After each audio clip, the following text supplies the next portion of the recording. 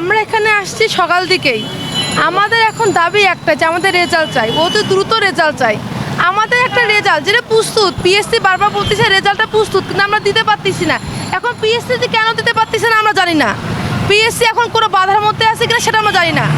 আমরা কিন্তু 2 মাস থেকে রাস্তায়, আমরা আগস্ট মাস থেকে রাস্তায়, আগস্ট মাস রাস্তায় ছিলাম, সেপ্টেম্বর মাস রাস্তায়। পিএসসির চেয়ারম্যান সৌরভ স্যার আমাদের কথা দিয়েছে তোমাদের রেজাল্ট প্রস্তুত, আমরা দিয়ে দিব, কিন্তু সে দিতে পারতেছে না। কেন দিতে পারতেছে না আমরা জানি না। আমরা কত সাফার করব? আমরা ভবিষ্যতের টিচার, আমরা কি এইভাবে রাস্তাঘাটে ঘাটে ঘুরে বেড়াবো? একবার এই মন্ত্রণালয়, একবার ওই মন্ত্রণালয়, একবার এই প্রতিষ্ঠানের সামনে, একবার প্রেস ক্লাব, আমরা কি ঘুরে বেড়াবো? আমরা কি পাগল? আমরা কি পাগল হয়েছি? আমরা ভবিষ্যতের টিচার, আমরা কেন এভাবে ঘুরবো ভাই? আমাদের রেজাল্ট একটা সিম্পল রেজাল্ট, যেটা একটা দিলেই কাহিনী শেষ। আমাদের রেজাল্টটা দিতেছে না কেন? আমাদের একটাই এখন অনুরোধ, এখন পিএসসি সাংবাদিক প্রতিষ্ঠান, যেটা জনপ্রশাসন মন্ত্রণালয়ের অধীনে। এখন জনপ্রশাসন মন্ত্রণালয় যদি বলে যে তোমার রেজাল্টটা পাবলিশ করো, তাহলে পিএসসি কোনো বাধা নাই, পিএসসি রেজাল্টের বাধ্য।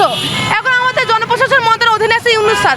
আমরা সবাই, আমরা 3500 কিন্তু ভাইবা ক্যান্ডিডেট, আমাদের 3500 আমরা নিজেই, প্লাস আমাদের আব্বা মা, আমাদের পুরো ফ্যামিলি তাকায় আছে আমাদের দিকে। আমরা চাকরি পাবো, পাশে থেকে ফোন দিলে কবে রেজাল্ট দিবে, আবার ফোন দিলে কবে রেজাল্ট দিবে, রেজাল্ট তো আমরা জানি না। আমরা বারবার বলি ঠিক আছে দিবে, মা দিবে, রেজাল্ট দিচ্ছে, কিন্তু রেজাল্ট দেয় না আমাদের। আমরা 5 মাস থেকে রেজাল্ট আশায় বসে আছি, কবে দিবে ভাই? এটা অবসান ঘটান না, আমাদের রেজাল্টটা পাবলিশ করেন। আমাদের ইউনুস স্যারের কাছে একটা অনুরোধ, আপনি স্যার আল্লাহ দোহাই লাগে তো, মানে বিরত অনুরোধ করতেছে, আপনি পিএসসিকে বলেন, অর্ডার করেন যে রেজাল্টটা পাবলিশ করে দিক। আমরা খুশি, আমরা সবাই খুশি হবো, তাহলে আমরা খুশি হয়ে হাসি মুখে যাবো।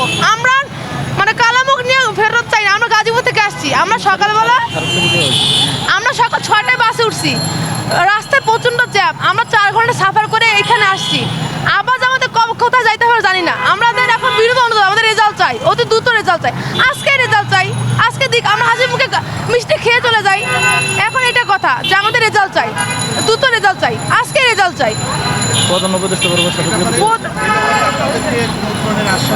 আমাদেরকে বারবার আশ্বাস দেয়, আমরা ছোট বাচ্চা, মানে আমাদেরকে এমন বুঝ দেয় আমরা কেবল 4 বছরের বাচ্চা, তোকে আইসক্রিম কিনে দেবো, তোকে চকলেট কিনে দেবো, এমন বুঝ দেয়। তোরা যা, তোদের আইসক্রিম কথা বলতে তোরা চলে যা।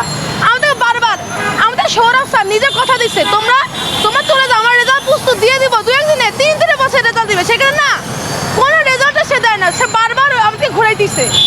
সে নাকি পরশুদিন না কালকে মিটিং ছিল না ভাই, কালকে মিটিংয়ে বলছে, সোমবার মিটিংয়ে বলছে যে এখন আমাদের বসে রেজাল্ট প্রস্তুত 3 দিনে। সেখানে আগস্ট মাসের না সেপ্টেম্বরের 1 থেকে সে বলছে রেজাল্ট প্রস্তুত। সে এখন কালকে সে বলছে আরো 15 দিন কার্য দিবস প্রয়োজন। কেন ভাই, কেন আমাদের ঘোরাচ্ছে এইভাবে? একটা কার্য দিবস, এই কার্য দিবস, ওই কার্য দিবস, আমরা কত কার্য দিবস নেবো? আর কেন সাফা করাচ্ছে আমাদেরকে মানুষ না আমরা?